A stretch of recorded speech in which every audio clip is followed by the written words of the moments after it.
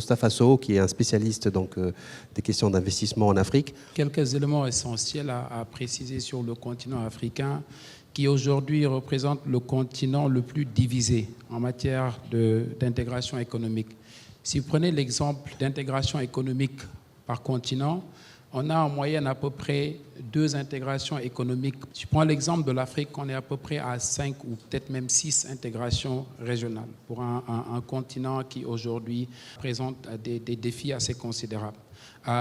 Ceci veut dire que le challenge principal qu'aujourd'hui que le continent a, bien évidemment, c'est de travailler davantage à réduire ou bien à s'assurer qu'il y ait une convergence entre ces intégrations économiques régionales. Vous prenez l'Europe, on a le volume d'échanges inter-Europe qui représente aujourd'hui à peu près 63%. Pour le cas de l'Amérique, on est à peu près à 52% et pour le cas de l'Asie, à peu près à 50%, alors que pour l'Afrique, aujourd'hui, on est à peu près 15%.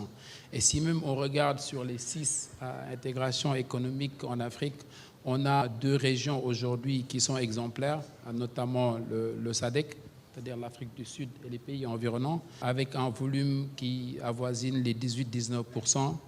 Et puis l'Afrique de l'Est qui a fait un bond extrêmement remarquable, qui tourne autour aussi de 18%, le volume d'échange entre les pays de l'Afrique de l'Est.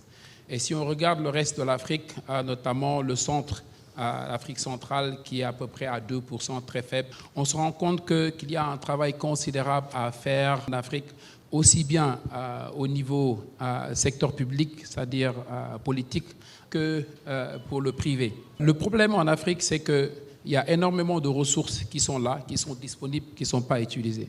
Si je regarde le travail remarquable que fait une institution telle qu'Afrexim, si je regarde le travail remarquable que fait des institutions comme le groupe de la Banque islamique de développement, la Banque africaine de développement, tu te rends compte que le décalage entre ce que font ces institutions et le gap est extrêmement important. D'où j'invite davantage le secteur public, notamment les autorités, compte tenu des challenges qu'aujourd'hui a le continent, en tout cas en termes de ressources, de travailler davantage avec ces institutions-là, car ils ont vraiment les solutions qu'il faut pour promouvoir le commerce intra-Afrique.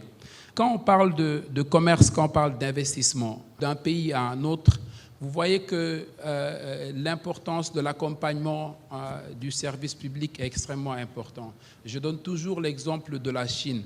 Huawei n'est pas devenu leader dans son secteur parce qu'il a le meilleur produit.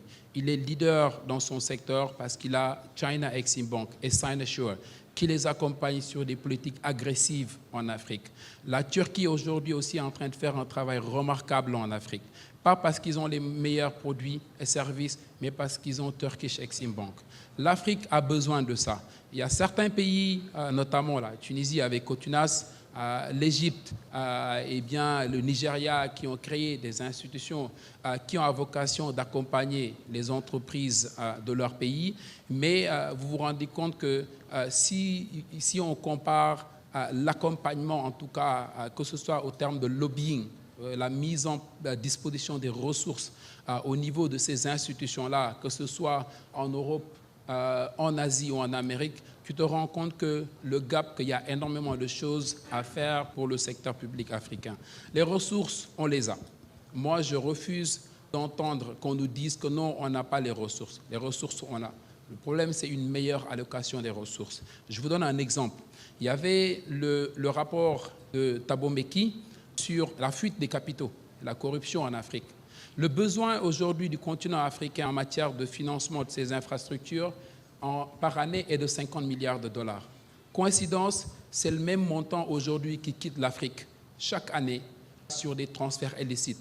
Imaginez-vous qu'on mette en place des politiques assez strictes en matière de combattre la corruption. Imaginez-vous que ces 50 milliards restent en Afrique en matière de financement d'infrastructures et des besoins de commerce. Ça, c'est une chose. La deuxième chose, on a des institutions. Peut-être on n'a pas aujourd'hui la technicité pour pouvoir mettre en place des institutions de garantie, la création de banques, d'Exim Bank avec les ressources qu'il faut.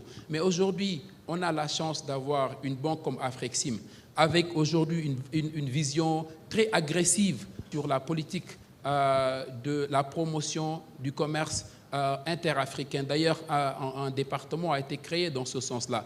Utiliser ces institutions-là. AICIEC aussi, du groupe de la Banque islamique de développement, fait un travail remarquable.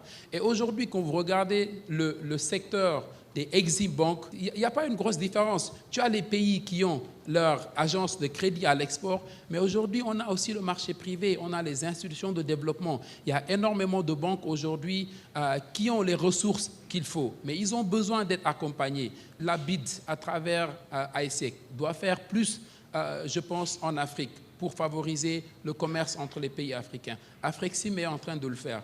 Il est clair et nécessaire de préciser que l'Afrique a besoin de converger ses efforts.